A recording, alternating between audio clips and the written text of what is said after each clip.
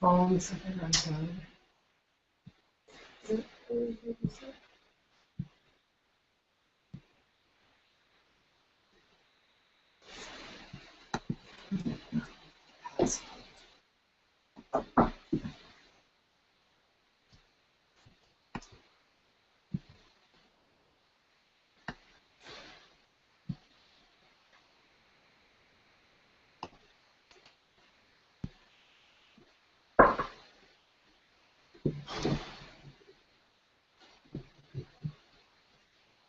How's that?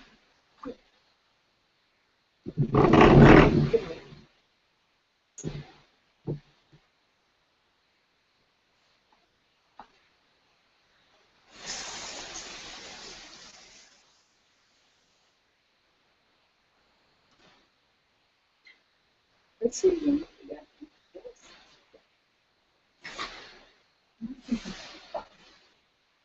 Summer just evaporated. You press that cushion back. It's like you're sitting on your skin. You have to get up and push it down. Yeah, it just helps me. So it's straighter.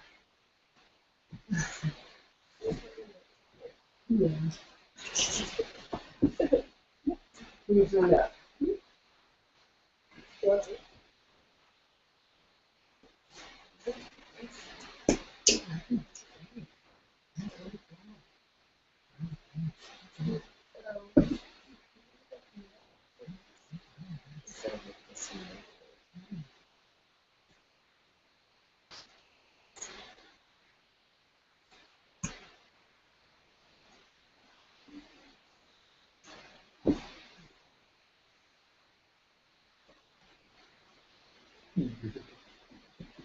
Do you think about it with that? It's on 2 points. Did you send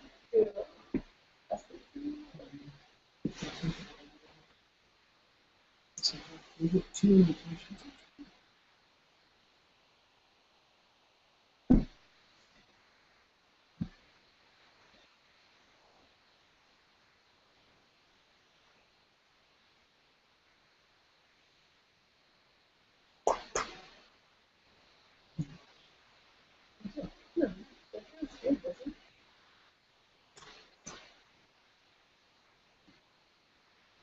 Is this past 7?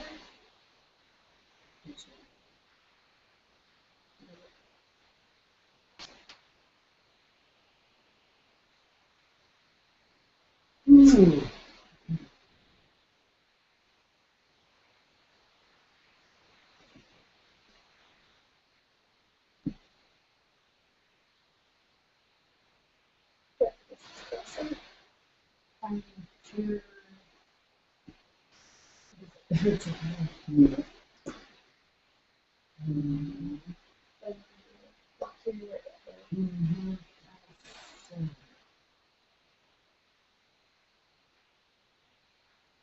Oh, that's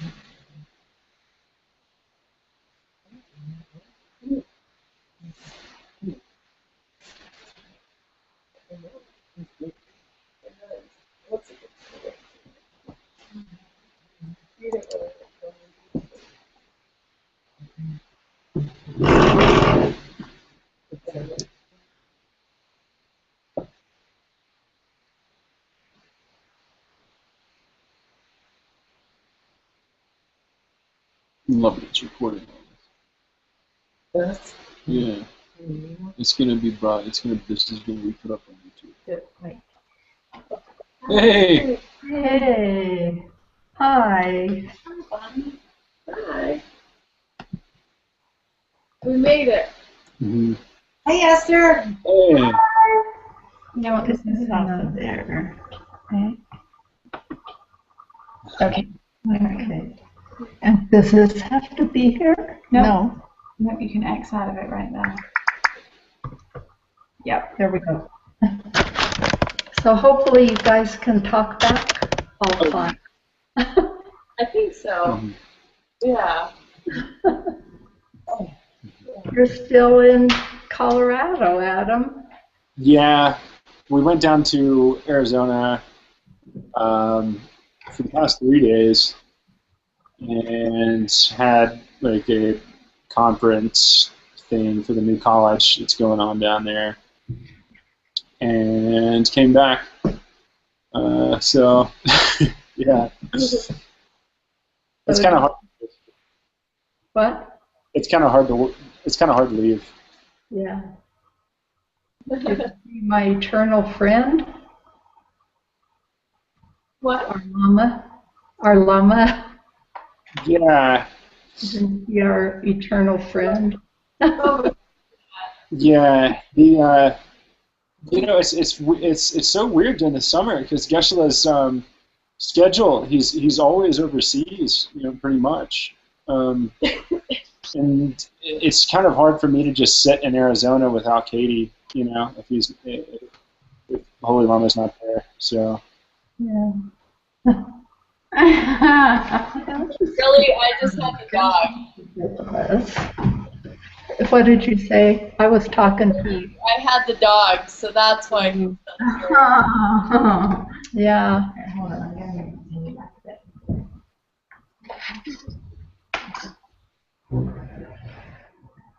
We're getting Esther situated closer, so she also can be in the camera. Oh, feel free, go for it. I can keep close to the teacher or something. No.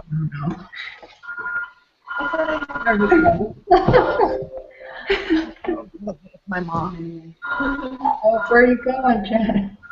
Sorry, she's unplugging her phone, so it won't ring before. Okay.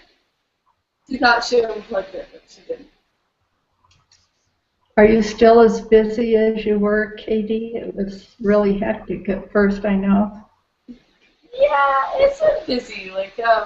I mean, right now it's the slow season, so I can open a little later and close a little earlier, which is kind of nice.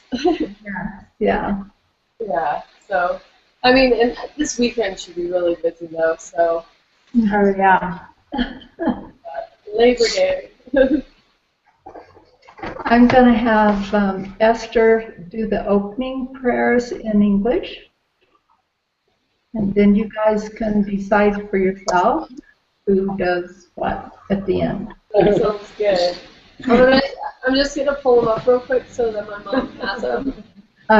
Katie, you need to help your mom right there. I usually look at her fingers and then I get it. Yeah. Janet, if you start with the 2 ring fingers. Oh, she got it. I know, I just was a little slow today. Not much to quit. Almost self.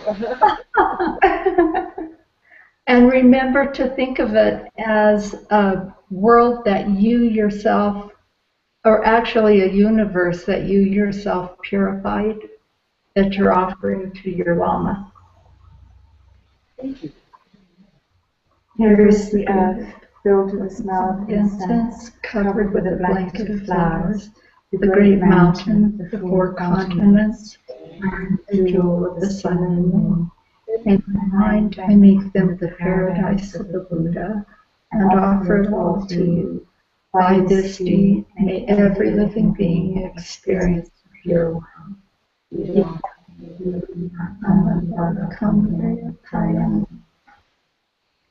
I go for refuge to the Buddha, Dharma, and Sangha until I achieve enlightenment.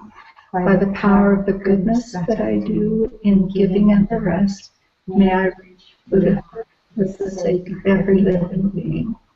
I go for refuge to the Buddha, Dharma, and Sangha until I achieve enlightenment. By the power of the goodness that I do in giving and the rest, may I reach Buddhahood for the sake of every living being. I go for refuge to the Buddha, Dharma, and Sangha until I achieve enlightenment. By the power of the goodness that I do in giving and the rest, may I reach Buddhahood for the sake of every living being. Okay. Okay. Here we are starting the last, almost the last third of this course, 16. And this is class 7 entitled The Proof of Future Lives. And tonight's class and my next teaching of you, which will be class 8, these talks very scantily cover the entirety of ACI Course 4. And speaking about that, that these review classes are just a scant overview, I want to, I got the sense that when I last taught class 4, that there were really some important things that I may have gone over too fast. I tried to cover them, but I'm not sure that those points came through. And specifically, I'm thinking of the 3 extraordinary trainings. And that's, you know, the trainings in ethics or our morality, the training in concentration, and the training in wisdom, which concentration means meditation, focus, fixed focus, and emptiness and wisdom are in essence synonyms. In the holy Buddhist teachings, when you say wisdom, it generally could also just as easily have been said emptiness, the word emptiness. So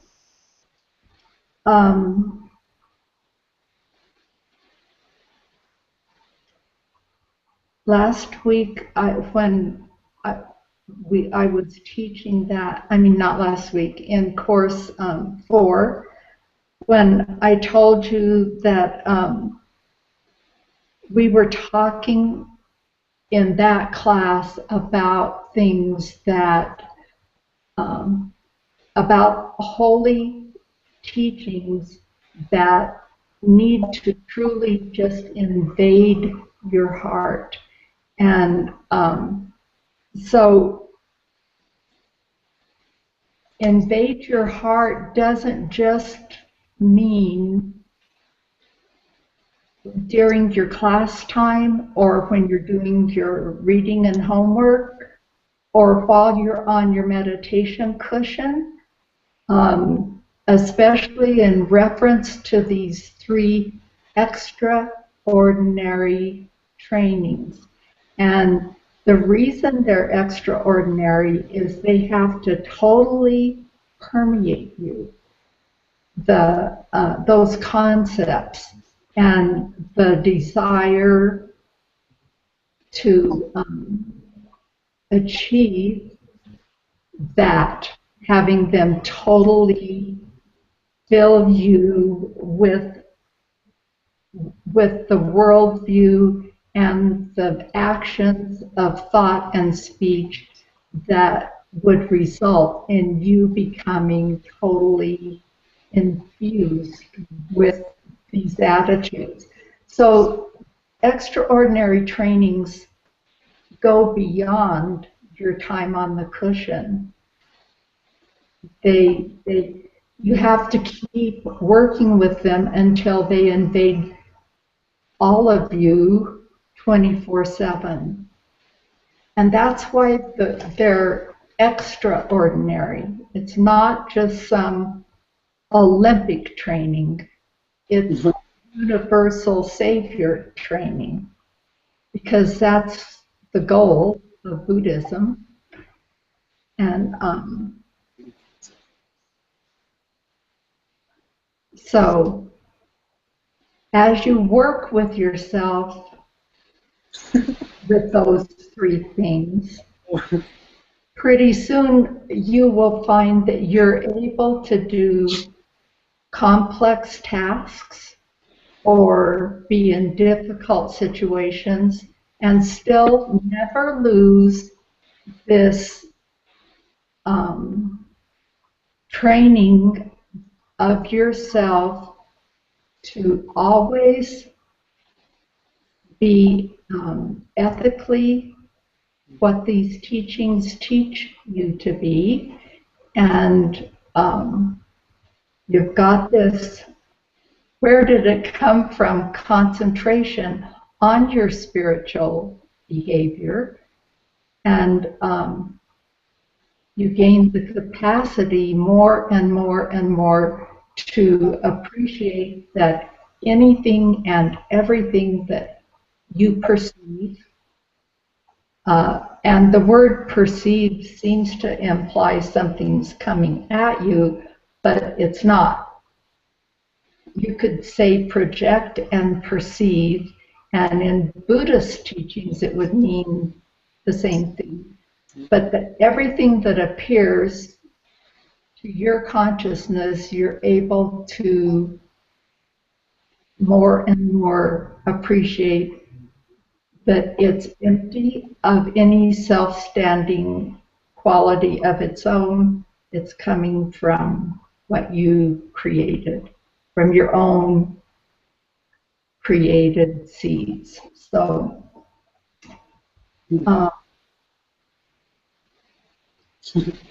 so I wanted to say all that about class 4.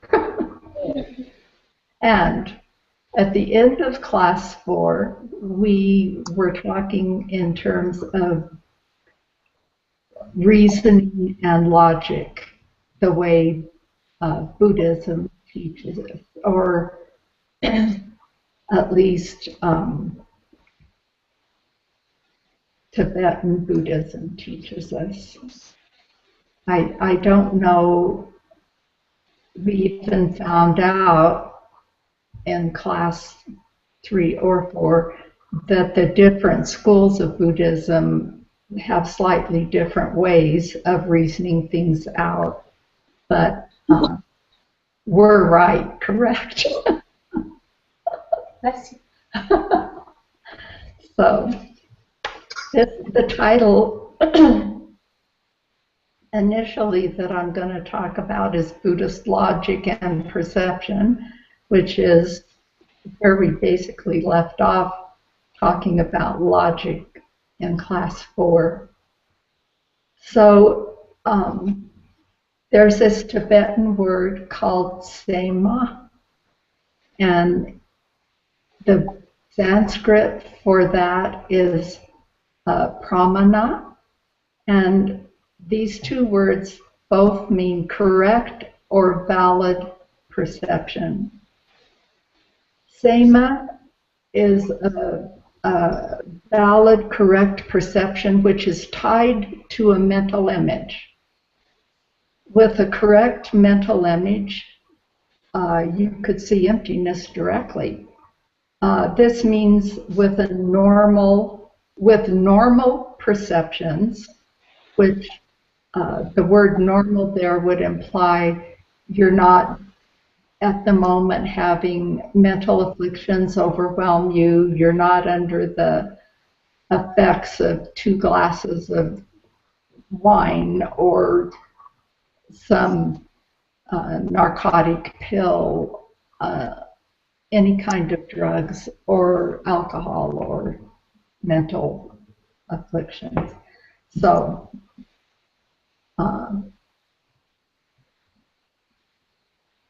correct mental image can give you the chance to see emptiness directly.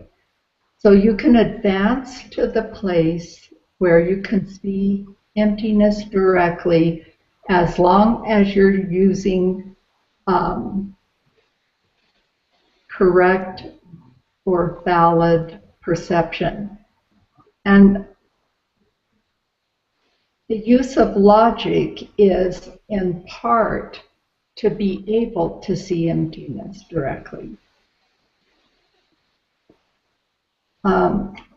Then, so we need to talk a little bit about, I've already made 2 or 3 allusions to it, but what makes something exist?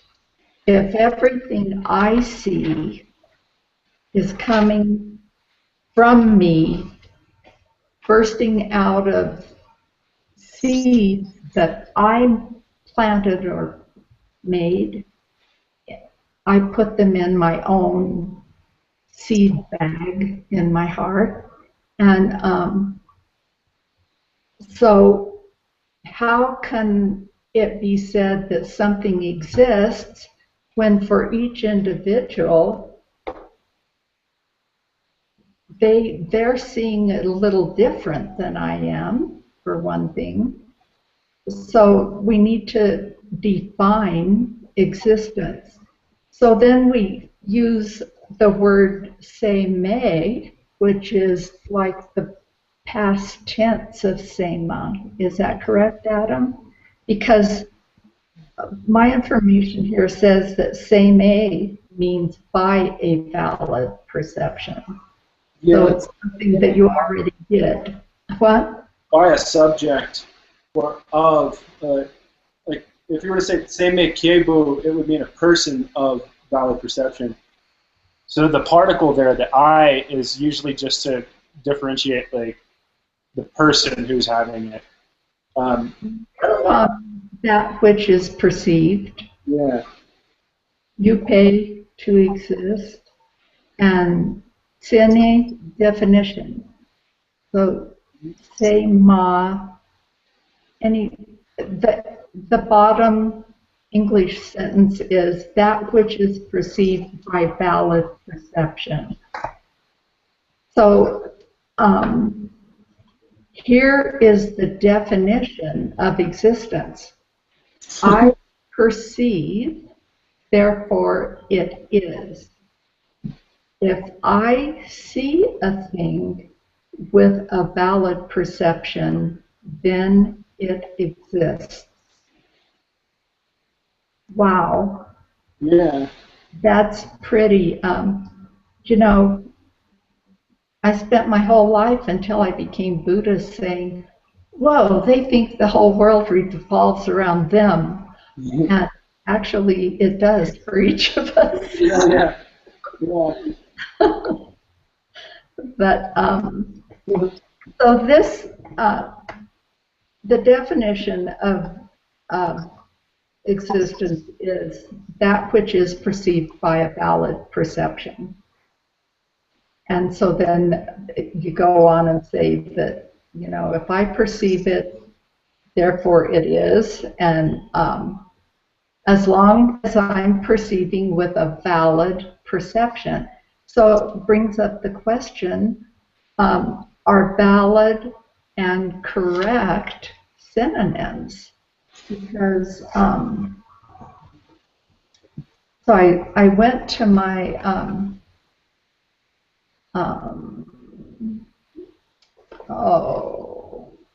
anyway, my Webster's College Dictionary. That's a book, you guys. It's not a computer. Yeah. I had a copy. The book is Janet's, and I know what a book is. We used to have encyclopedias too, really big ones. Yeah. What are those? And I looked up valid, and it says sound, just, well-founded.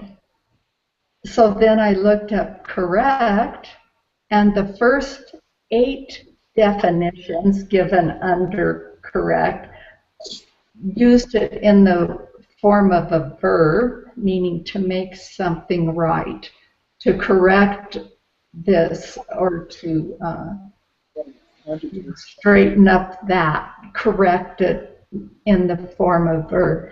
And then finally, way down at the bottom, there was just one little paragraph, and it wasn't a definite definition, but it's as a noun, it means free from error, mistakes, or faults. And I think that's the way that correct is used here in this class,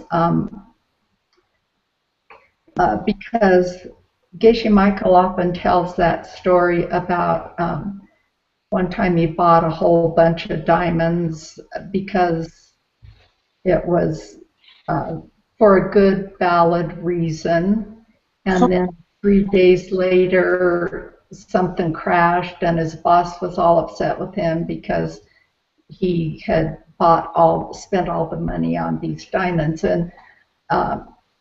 And the same thing would apply if I bought a bunch of stocks because everything looked valid. It was not a bad decision given the information that you have at the time. But then, whammo, everything turns around and it wasn't a correct thing to do because you end up getting smashed. So that just happened to me. I bought a new car, and then last night I completely it had an oil leak and totaled the engine. Wow. Yeah, but based on the information I had, I was like, great. wow. Yeah, to start off with, the car was in great shape. You know, it was running fine. Previous owner was a mechanic, so you know it was taken well care of. Everything was serviced regularly. So the car ran fine for a month. No, she just got the plates on Friday. Yeah. Car ran fine. We drove it back from Arizona, and 30 miles outside of Silverton last night, 1 o'clock in the morning, engine just like stops, and it's like, Oh, no. yeah, it seemed like a perfectly good investment at the time, but now it seems more like a $10,000 headache. Yeah. Well, generally, so as you can see, generally valid means correct, but not necessarily. Exactly. Some people say that you can have no correct perceptions until you've seen emptiness. And the reason being that there are subtle blocks in your mind, or in all of our minds, that prevent us from seeing reality correctly. And so in meditation, these blocks can be broken down, and you can logically work through the blinders that keep us from seeing the emptiness of things. And then with reasoning, you see with your mind that you understand. When you're meditating, you can work on breaking down the barriers that keep you from realizing things correctly, or realizing and seeing could be used as the same thing here. And then after that, after you're not on your cushion, you logically work on it, cook it, as Geshe Michael likes to call it.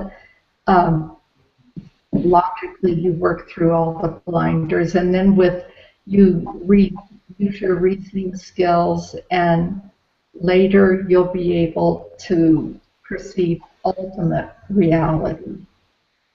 So we're always working on trying to bump up our intellectual understanding, correct understanding of emptiness. It's this constant thing. And even after the direct perception of emptiness, you spend the whole habituation level trying to get it really cemented and refined what you saw. So what is the purpose of Buddhist logic? Lord Buddha said, I, or someone like myself, can judge a person, but no normal person should judge another, for they will fall. So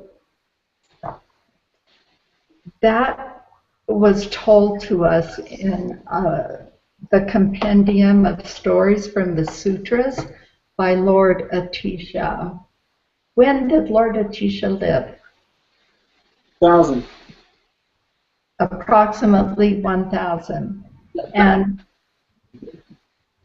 he is the guy who took Buddhism to Tibet. Just FYI. So a Buddha can read minds, and therefore they can judge other people, but no normal person should try to judge another person because they will fall, and they will fall to the lower realms. So a normal person shouldn't judge other people, but you can judge other people's actions. A normal person can never be sure why another person does something. So we have to know the limits of our direct perception. I mean, I saw them do it. Well, you might have.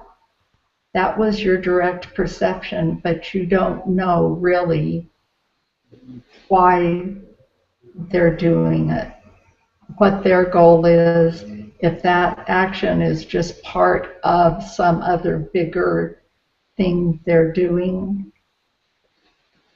So it's hard to carry this one out, to actually not judge the person.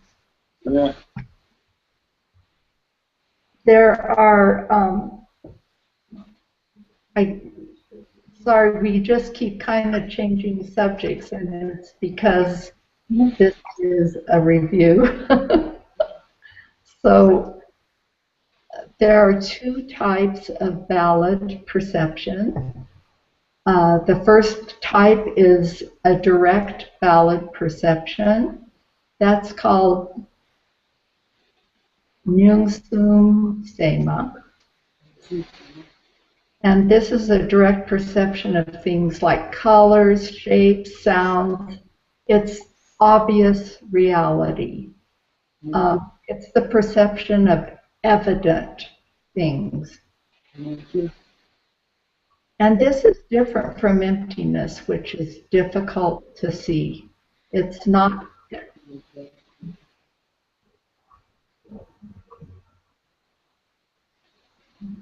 The emptiness of things is not evident or obvious for us to perceive.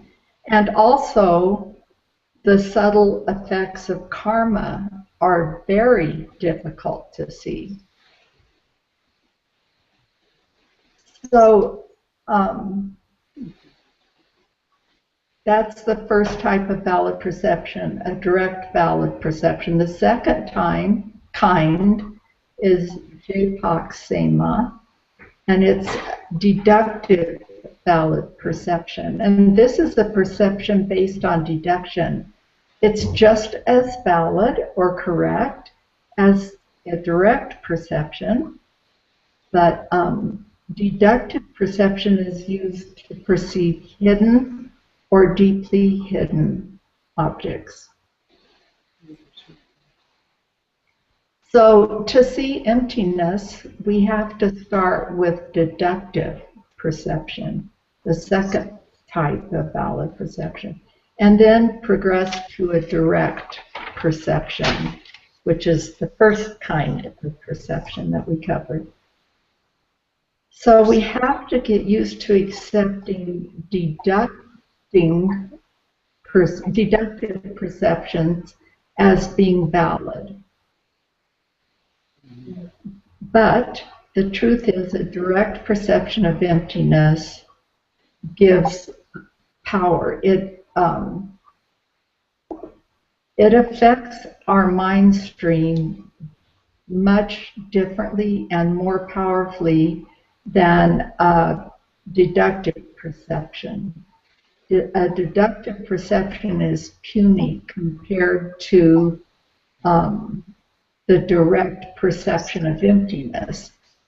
And because always, when you have the first direct perception of emptiness, you get the four Arya truths and all their permutations, which you don't, I mean, that's not even in the picture with deductive perception of objects. So, every once in a while in talks, Holy Geshe Michael will look at somebody in the class that he thinks knows Tibetan, or else they should know Tibetan, and says a word, you know. And so here's one I've heard him say a lot of times, Kokgir. And that's hidden reality. Hidden reality is also called a second level of reality, or hidden level of reality. An example of Kokgir is emptiness itself. But you know what? To enlightened beings, there are no hidden realities. Everything is direct perception for them.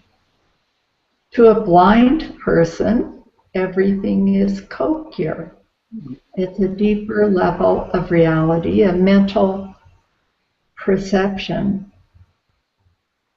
because they aren't having mental projections out there like we do. So they just have to pull up mental Kokgir. Then there's Shinto Kokgir. What's that? Deeply hidden. Yes, an example is the very subtle workings of karma. Those levels of reality are difficult to perceive from deduction. For example, first prove that the Buddha does not lie. Then use that fact plus statements to deduce certain truths. For example, Lord Buddha told the truth that all is suffering. Everything we're aware of is suffering. It's either already active suffering or it's going to turn into suffering in this realm. So no one else that we have ever met or heard of told us that absolutely everything in our world, meaning this whole realm, the desire realm, is suffering. And that gives Lord Buddha a certain amount of credibility. Of all the beings, Lord Buddha alone described our daily suffering perfectly, and he did it in a way that we ourselves can confirm.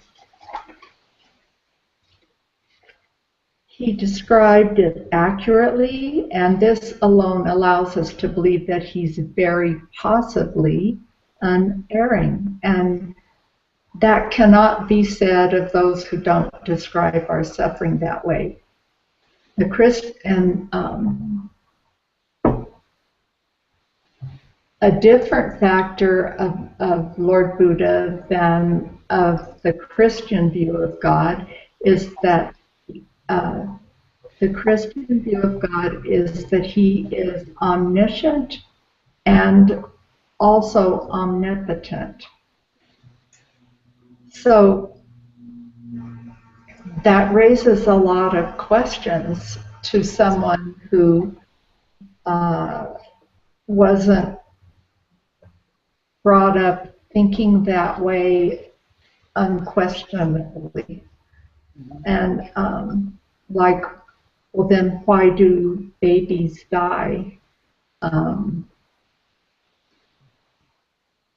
especially for a Christian viewpoint that believes a baby is a brand new blank screen, which makes it even more confusing or frustrating. Why would God let a small child or a baby who hasn't ever done anything wrong die? So the omnipotent aspect, that's just one of the problems from a Buddhist perspective of looking at things. But the Buddhist view of Buddhas is that they are omniscient and not omnipotent. They know what's right and they know what's wrong, and they know what brings joy to living beings, and they know what brings pain to living beings. And they understand those things thoroughly, and they teach us the way to get out of all of that. And that's a beautiful vision of omniscience. One who knows perfectly what it is that we must give up and what we must take up in our behavior and worldview.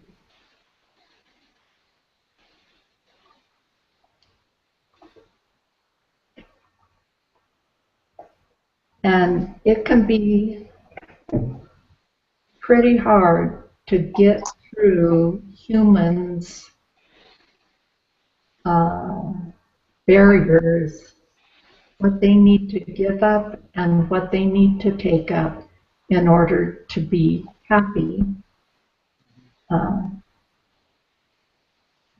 Especially if they're floundering around in all sorts of issues, as people like to call their problems.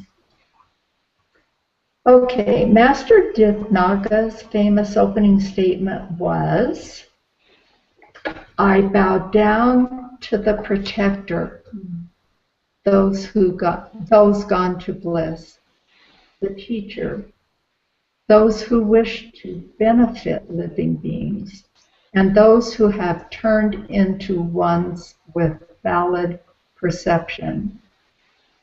There, I just told your fortune.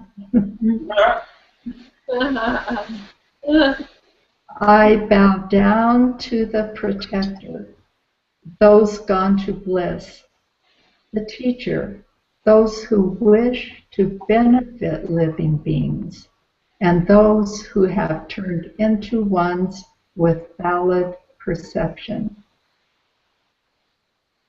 What is valid perception? Let's define it. The definition of valid perception is a fresh, unmistaken state of mind. That word fresh there means it's not memory, not calling up a mental image from memory, but freshly projecting it again. A fresh, unmistaken state of mind. So I want to give you very generally the meaning of the term, a definition of a person of valid perception.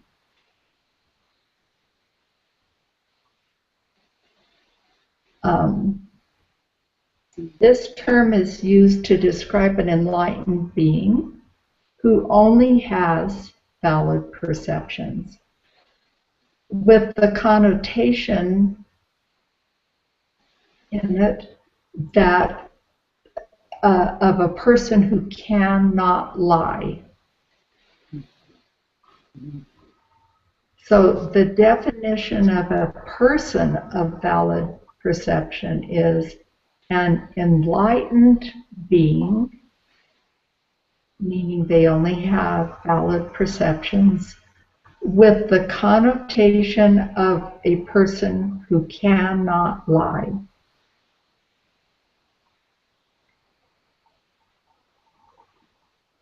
There are three main ways for a normal person to determine that the Buddha is correct about the very deep teachings he gave.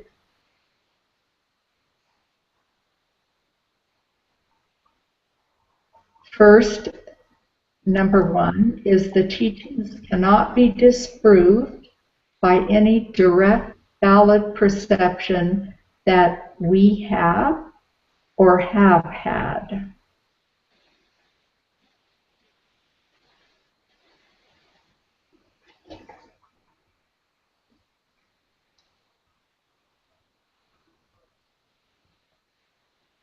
Secondly, the teachings cannot be disproved by any airtight reasoning. What does airtight reasoning mean? Logic. Yeah, meets the three of the direct syllogism.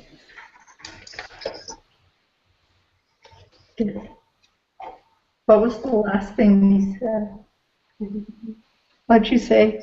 It meets all the correct conditions of a correct syllogism. Oh.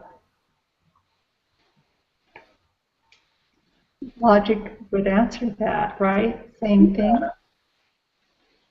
Oh, definitely. That's airtight to me. Number three. Yeah.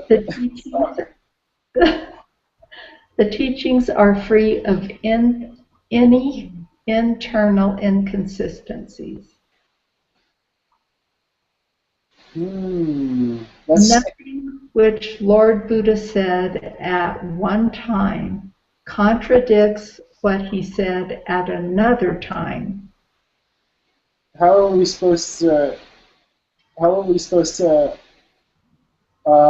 with the three terms of the will? Is he sounding, what do you say? He said, how are we supposed to, because there were three turnings of the wheel, and it appears that Lord Buddha contradicted himself in each turning of the wheel. How could you prove that statement to be true? Okay.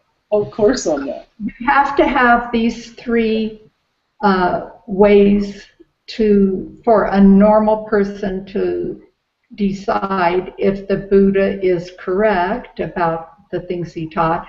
And so now I'm going to give you three ground rules to interpret.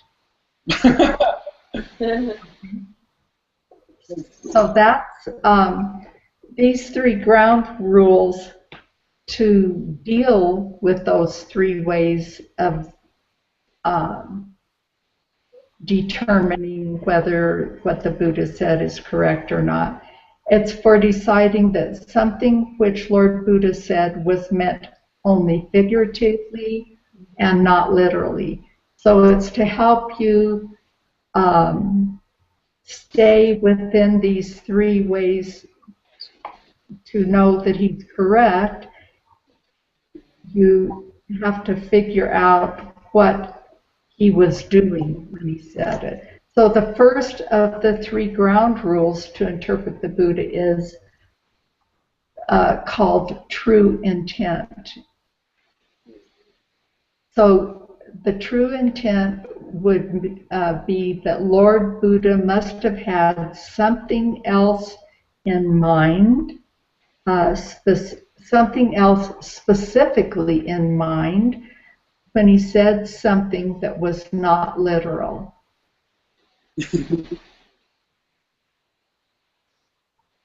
Hundreds of years have been spent wading through that. Yeah. Number two, second ground rule, is entitled contradiction. The statement that Lord Buddha made must contradict what we know to be actually true.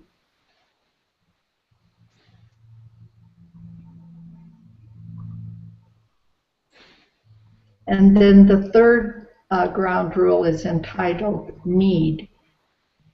And there must be some compelling need or purpose served by Lord Buddha saying something which is not technically true.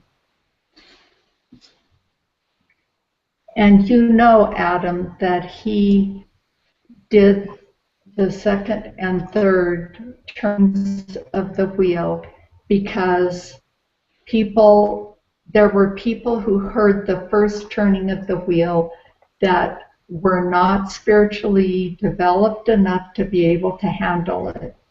It was damaging to them. They could not deal with it. So he gave the second turning of the wheel. And then other people couldn't deal with the second turning, so he gave the third turning to kind of come in between, middle ground of it. Vaiha, are you saying that that when a master teacher is teaching, he teaches to the capacity of the students in the crowd room? Yes, and that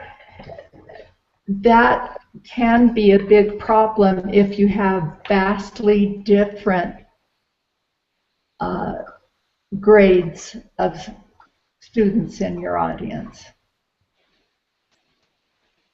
But generally, the more developed someone is spiritually, the easier it is for them to interpret what the teacher is saying that might be directed to the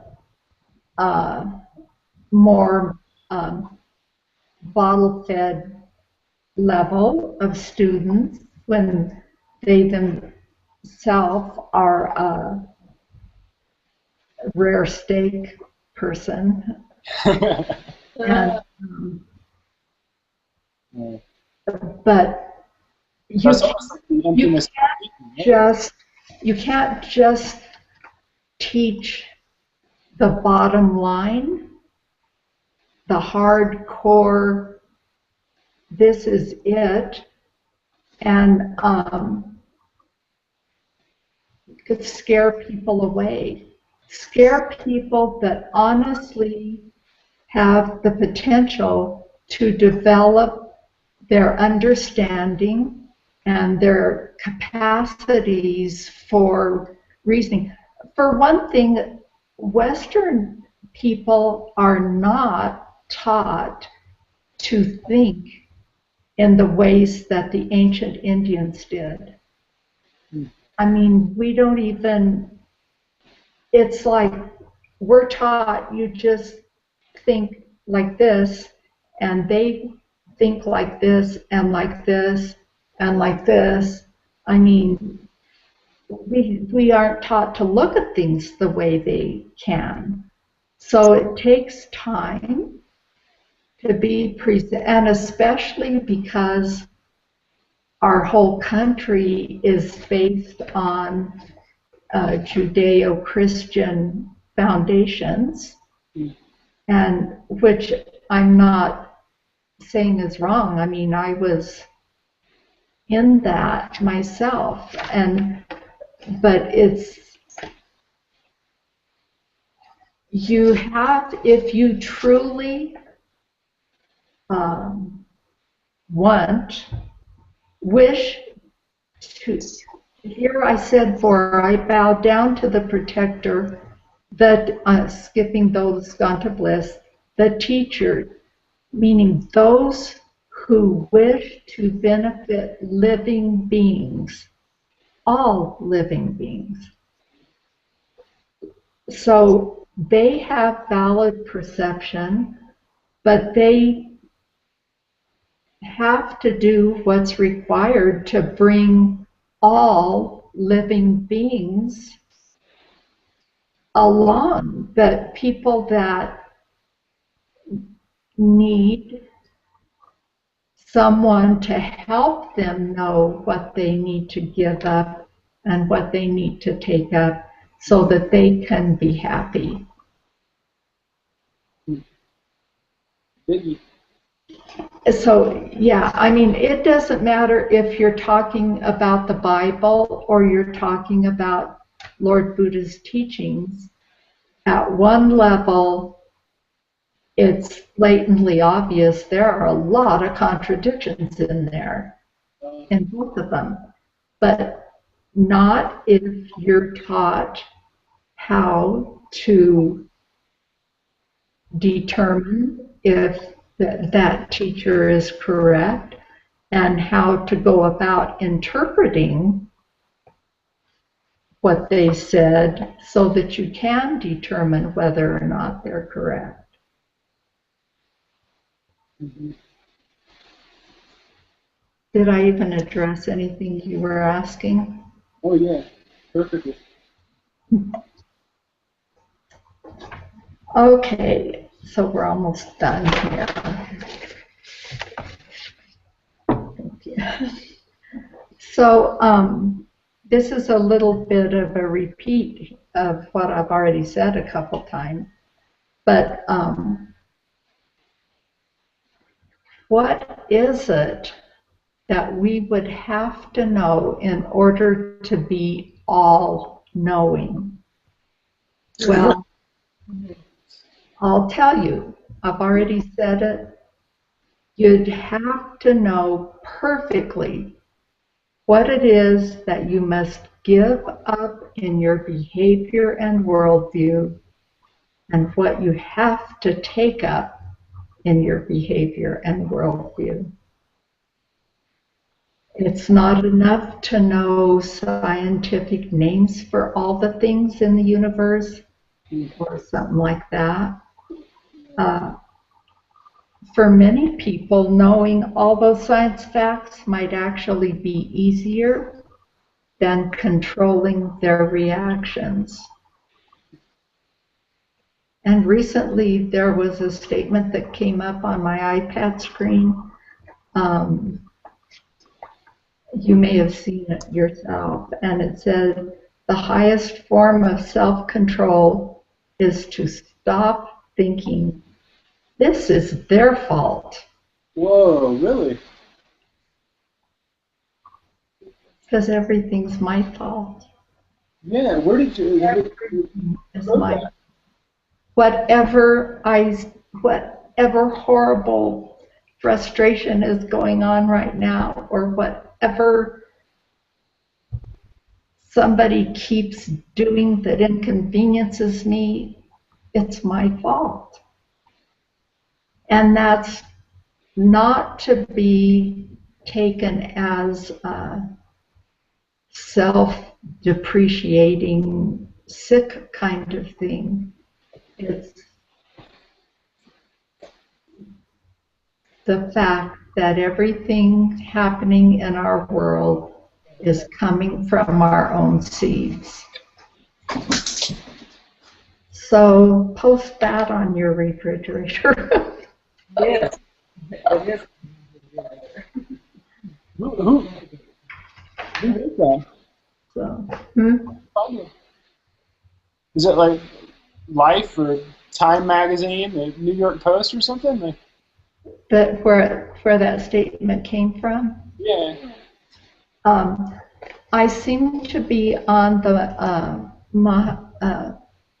LA ACI, Mahasutra. and I think it was a statement that came out of Lama Marut's latest book. I'm not sure, and I don't even know what the name of that book was or anything. Just Body, I think. Right? Yeah, and then he had one like with a motorcycle that said The Adventures of a Spiritual Rebel or something like that. yes, yeah. Is your dog sick? No, she just you know the cat is here. Oh, And she was scared of the cat, so she wanted protection. That's all. Yeah, so she's scared of the cat, right? I see. Yeah. Right. Are we done?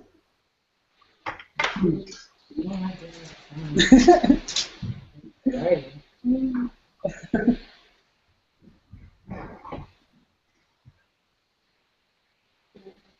For next week. No, no, no. I should do my reflection. Yeah. Who's praying? Who's closing up for us? For the job. Sashi Puju Jukshin